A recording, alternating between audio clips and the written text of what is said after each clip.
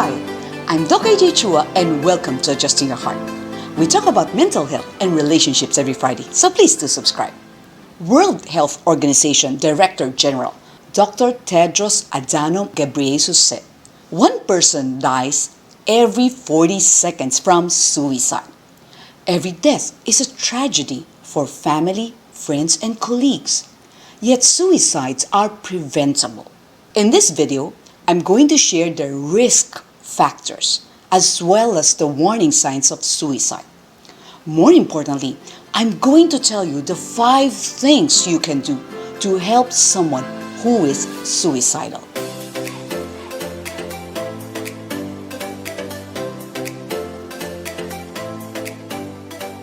Some important risk factors for suicides will be the following, but it doesn't mean that the person will definitely commit a suicide if these risk factors are there.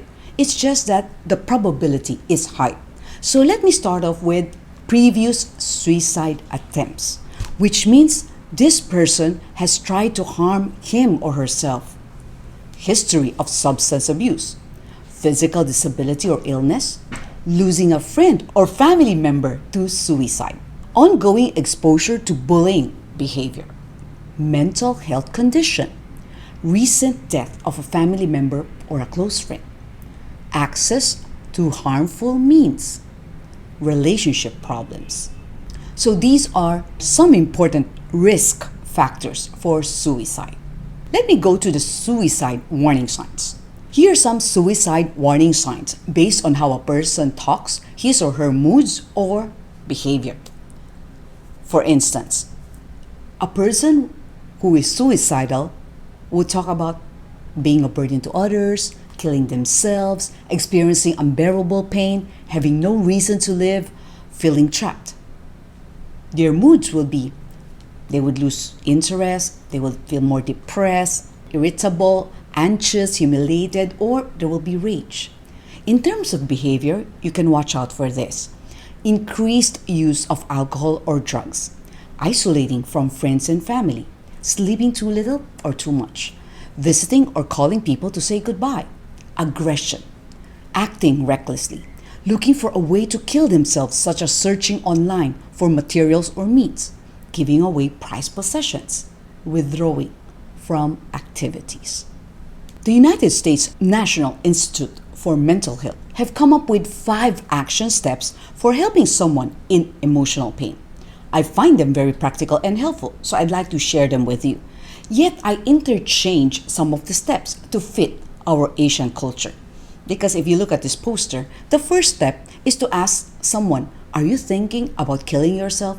It's very direct and suits the Western culture more. An Asian might feel uncomfortable and withdraw if you ask that question immediately. My first tip is be there. People who are suicidal feel helpless, hopeless, and alone. When we offer help and support, lend a listening ear, it gives them hope.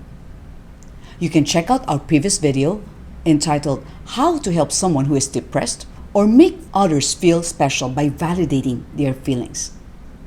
I've talked about how to listen to others with empathy and without judging. In 2018, 19-year-old Lee Yi died after jumping from the 8th floor of a department store in Qingyang. She had several previous suicide attempts after being sexually harassed by a teacher. She went to the police, but the teacher was released 10 days after.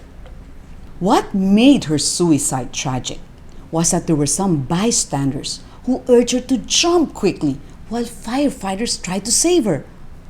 One said, "Just jump, what are you waiting for?" Another said, "Hurry up and jump. After I watch you jump, I still gotta go and pick my kids from school." Another said, "Still not jumping? It's been so many hours." I hope we won't be like these bystanders. Instead, let's be the heroes of my next story. A man wanted to jump off a bridge in London in 2017. He was talked down by absolute strangers who proceeded to hold him for an hour until help arrived to get him down safely. Their compassion saved his life. In 2008, Johnny Benjamin was diagnosed with schizoaffective disorder. It's a combination of schizophrenia and bipolar, and he felt it was like a life sentence. So he escaped from the mental health hospital and was about to jump from the Waterloo Bridge when a kind stranger talked to him. He asked Johnny to step back and go for a coffee and a chat with him. He said, "It will get better, mate. You will get better." Police came, so they weren't able to have coffee together. 6 years later, Johnny's health improved, and he wanted to thank that stranger and showed him how much he had improved. But he didn't know that stranger's name. He posted his story online and was eventually reunited with Neil Laybourne. Together, they now share their story to create mental health awareness. Both of them received honorary degrees from the University of Bristol last 2018. Johnny wrote a book entitled The Stranger on the Bridge. The foreword was written by Prince William, who together with his wife Kate Middleton are both champions of mental health. My second tip is ask. If someone tells you that they're thinking about suicide, it's important to evaluate the immediate danger the person is in. Those at the highest risk for committing suicide have a specific plan, the means to carry out that plan, a time set for doing it, and an intention to do it. So here are some questions you can ask. Do you have a suicide plan? Do you have what you need to carry out that plan? Do you know when you would do it? Do you intend to take your life? My third tip is keep them safe. Remove guns, drugs, knives, or any sharp objects, ropes, belts, and other potentially lethal objects from the vicinity. Help that person develop a safety plan. This comprises of steps that they promise to follow during a suicidal crisis, like calling a family member, friend calling you up, or a doctor. In my previous video entitled 5 Things You Can Do to Ease Your Depression, I talk about having your own suicide prevention squad. That means you have to have at least 3 people who knows about your condition and who's available to help anytime. Encourage positive lifestyle changes such as a healthy diet, plenty of sleep, exercising. One way to keep them safe is to stay away from suicide websites. That is what Catherine Adnecan from England has been doing after her 20-year-old son, Joe Nihil, died in 2020. Joe became depressed after a number of family bereavements and a toxic relationship. By the time lockdown hit, he was suicidal. His mom had no idea about the site that Joe had been accessing, which detailed ways to hide suicidal thoughts from family and friends. On the night of his death, he gave her a kiss and said, "Love you." She found him dead the following morning. He left a note saying, "Please do your best in closing that website for anyone else." The same tragedy happened to Angela Stevens' son, 28-year-old Brett, who killed himself in 2019. She found he had accessed the same website and found a suicide partner, a 24-year-old woman from the Netherlands. They met and were found dead in an Airbnb in Scotland. These 2 devastated moms started their own campaign to shut down this suicide website, which encouraged their sons to take their own lives.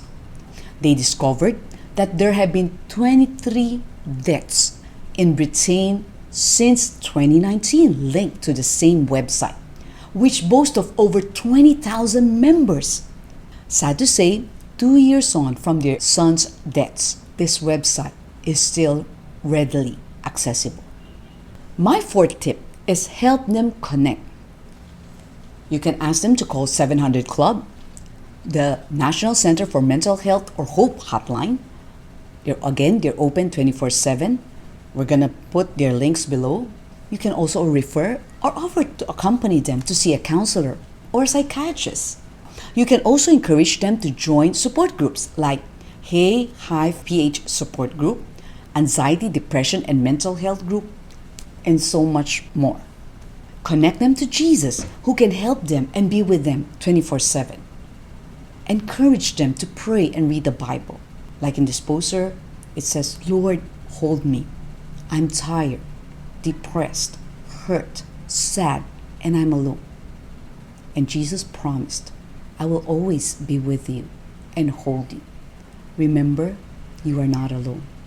In the next poster, you can see, you are not alone. God is with you. You just have to believe in Him.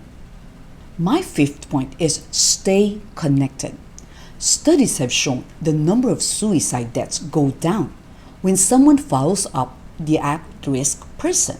Your support is vital to ensure your friend or a loved one or family member to remain on the recovery track. Text that person. Pray. Invite him or her to go out with you and your friends for coffee or dinner. If the doctor prescribes medication, make sure that he or she is taking it. Just like this poster, you can encourage them by saying, it's okay if all you did today was survive. Take things one day at a time. But what should you do if after helping a loved one still committed suicide? Please don't blame yourself, don't blame others, don't even blame the victim. Zuzi Labonte wrote a book entitled Zachary's Choice. That's because without warning, her 16-year-old son named Zachary chose to end his own life. At first, she blamed herself, like she should have not left him alone with the other kids or something like that. She struggled with shock, anger, guilt, depression. She was only able to heal gradually with God's help, as well as her husband's support. Eventually, she realized that she should stop blaming herself.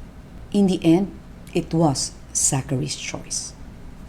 And she now facilitates a support group for survivors of suicide loss.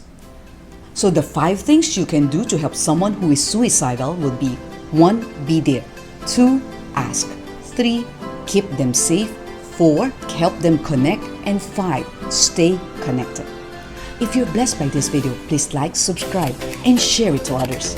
And do follow Adjusting Your Heart in Facebook, IG, TikTok, and Signal TV 185. Next week, our topic would be what to do after a clash with my child. Stay safe, everyone.